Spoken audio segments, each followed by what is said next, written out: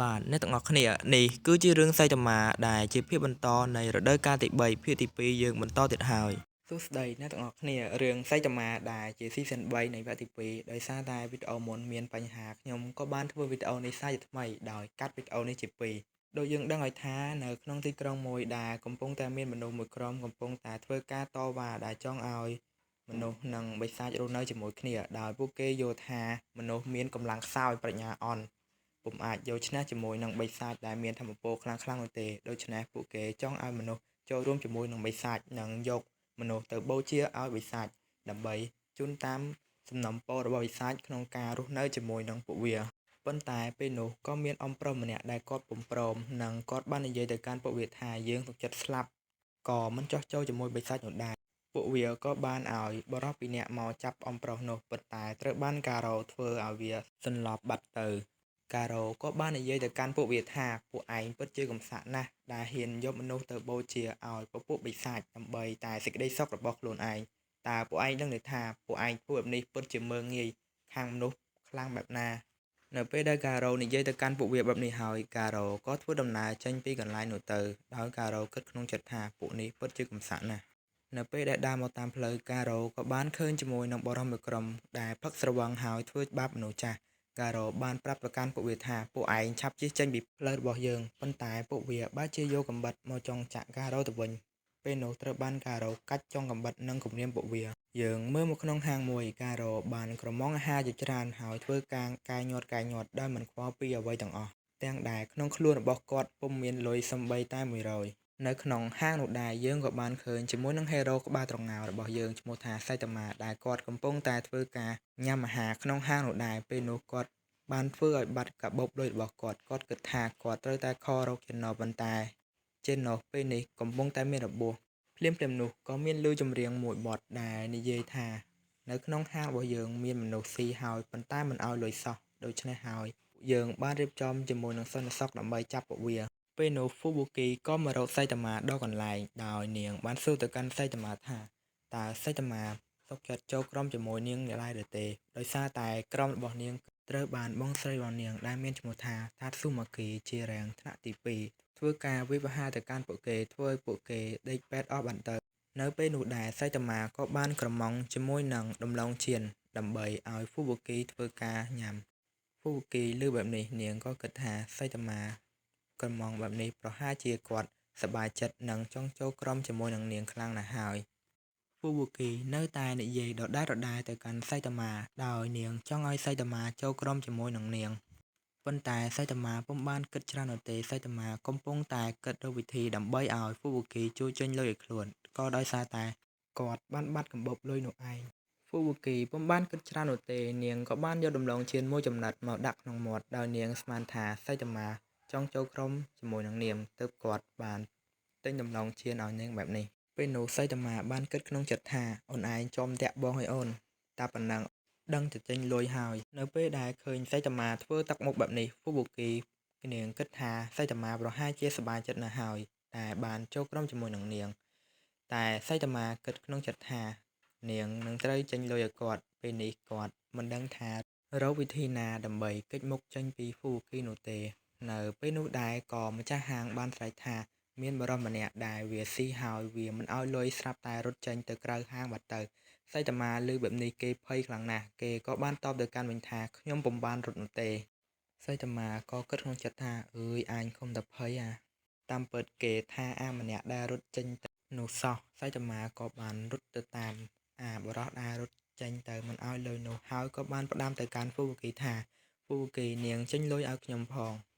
ហ្វូគីឮបែបនេះនាងពិតជាគាំងជាខ្លាំងត្រឡប់មកកាន់សមាគមបិសាចវិញបិសាចខ្ជូរ៉ូបានបញ្ជូនជាមួយនឹងបិសាច King the Ripper និងបិសាចកន្លាត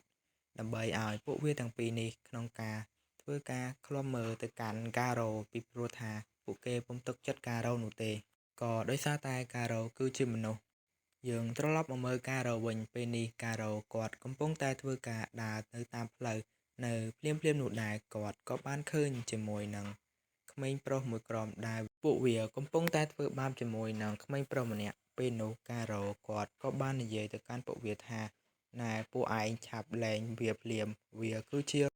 ទង្វើដែលអាក្រក់ជាខ្លាំងពេលនោះក្មេងនោះបានធ្វើការអរគុណទៅកាន់ការ៉ូដែលការ៉ូបានមកជួយវាជាច្រើនលើកច្រើនសារប៉ុន្តែការ៉ូបាននិយាយទៅកាន់វាថាឯងពិតជាកំសត់ណាស់ឯងបានអីអាំងតែយំក្មេងប្រុសម្នាក់នោះនៅតែបន្តសរសើរទៅកាន់ការ៉ូប៉ុន្តែការ៉ូក៏ពុំទាន់មានទម្លាប់ដែលទទួលបានការសរសើរពីអ្នកដទៃបែបនេះជាការពិតនោះនៅពេលដែលក្មេងបានសរសើរការ៉ូបែបនេះការ៉ូពិតជាធ្វើខ្លួនមិនត្រូវនោះទេការ៉ូក៏បានដើរចេញបាត់ទៅក្មេងប្រុសម្នាក់នោះពិតជាដឹងខុសជាខ្លាំងនៅពេលដែលមានពពួកហេរ៉ូមកធ្វើបាបការ៉ូគាត់បែបជាខ្លាចការ៉ូហើយធ្វើការរត់ចេញពីការ៉ូទៅទៀតគាត់គិតដល់រឿងនេះហើយគាត់ក៏បានសុំទោសទៅកាន់ការ៉ូដែលគាត់បានគិតថាការ៉ូគឺជាមនុស្សអាក្រក់ទាំងដែលការ៉ូបានជួយខ្លួនសោះនៅពេលដែលឮកូនក្មេងសរសើរខ្លួនបែបនេះការ៉ូពិតជាខឹងណាស់ដោយសារតែតាំងពីដើមមកគ្មាននរណាសរសើរគាត់នោះទេគាត់ពិតជាធ្វើខ្លួនមិនត្រូវមែននៅពេលនោះសីតាមាក៏តាមមកទាន់ការ៉ូហើយក៏បានស្ដីវាថាហេតុអីបានជាឯងស៊ីហើយមិនឲ្យលុយគេបែបនេះលើបែបនេះធ្វើឲ្យការ៉ូខឹងជាមួយនឹងសីតាមាហើយគាត់ក៏បានសួរទៅកាន់សីតាមាថាឯងជាហេរ៉ូហេតុអីបានជាឯងមិនធ្វើការវាយប្រហារនិងចាប់ខ្លួនយើងទៅសីតាមាក៏បានតបទៅកាន់ការ៉ូវិញថាពួកយើងគឺជាអ្នកដែលស៊ីហើយមិនឲ្យលុយដូចគ្នាដូច្នេះពួកយើងពុំបាច់ធ្វើស្គាល់គ្នានោះទេនៅពេលដែលឮសីតាមានិយាយបែបនេះធ្វើឲ្យការ៉ូមានការខឹងជាមួយនឹងសីតាមាជាខ្លាំងហើយថែមទាំងដឹងថាសីតាមាគឺជាហេរ៉ូទៀតនោះការ៉ូក៏មានបំណងក្នុងការកាត់ក្បាលសីតាមាដើម្បីយកទៅឲ្យសមាគមរបស់បិសាចពីព្រោះថាសមាគមបិសាចត្រូវការក្បាលហេរ៉ូម្នាក់ដែលការ៉ូបានសម្លាប់ហើយយកទៅឲ្យវាដើម្បីឲ្យការ៉ូចូលជាសមាជិក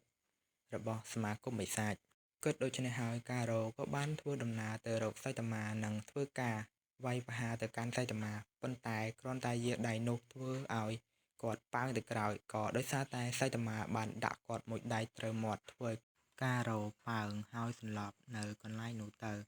នៅពេលដែលឃើញការ៉ូសន្លប់សីតាមាក៏បានងាកមកក្រោយនិងធ្វើការមើលមុខ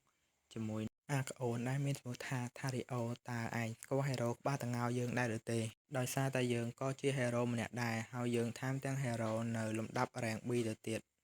នៅពេលដែលសីតាមាសួរបែបនេះអាក្អូននោះក៏បានឆ្លើយប្រាប់ទៅកាន់សីតាមានោះថាគាត់មិនដែលស្គាល់ហេរ៉ូសីតាមានោះទេនៅពេលនោះដែរការ៉ូក៏ភ្ញាក់ឡើងហើយអាបិសាច King Reaper និងអាបិសាចកន្លាតក៏ធ្វើដំណើរមកដល់កន្លែងនេះក្នុងការធ្វើការចាត់ការទៅកាន់ការ៉ូចោលតែម្ដងដោយសារតែពួកគេឃើញថាការ៉ូគឺជាមនុស្សដែលមានមនោសញ្ចេតនាជាមួយនឹងក្មេងប្រុសម្នាក់ពេលនោះក៏បានធ្វើឲ្យក្មេងប្រុសនោះឃើញថាវាពិតជាភ័យជាមួយអាបិសាច King Reaper នេះជាខ្លាំងហើយវាតែងតែកាប់សម្លាប់ក្មេងៗធ្វើឲ្យក្មេងៗមានភាពឈឺចាប់និងសម្លាប់ចោលការ៉ូឃើញថារីអូខ្លាចបែបនេះវាពិតជាគាំងជាមួយនឹងថារីអូជាខ្លាំងនៅដំណាក់កាលនេះហើយវានៅមានអារម្មណ៍ខ្លាចទៅទៀតពេលនោះអាបិសាច King Reaper ក៏បានធ្វើដំណើរចូលមកកាន់តែជិតដើម្បីសម្លាប់ក្មេងប្រុសថារីអូដែលកំពុងតែភ័យខ្លាចនោះហើយរឿងសីតាមានៃភាគទី2នេះក៏មកដល់ជ័យបញ្ចប់ជាចុងក្រោយអ្នកទាំងអស់គ្នាកុំភ្លេចជួយចុច Subscribe និងបើកសញ្ញាកណ្ដឹងដើម្បីទទួលបានវីដេអូថ្មីៗពីខាង Channel ខ្ញុំបាទដូច្នេះហើយជួបគ្នានៅវីដេអូក្រោយ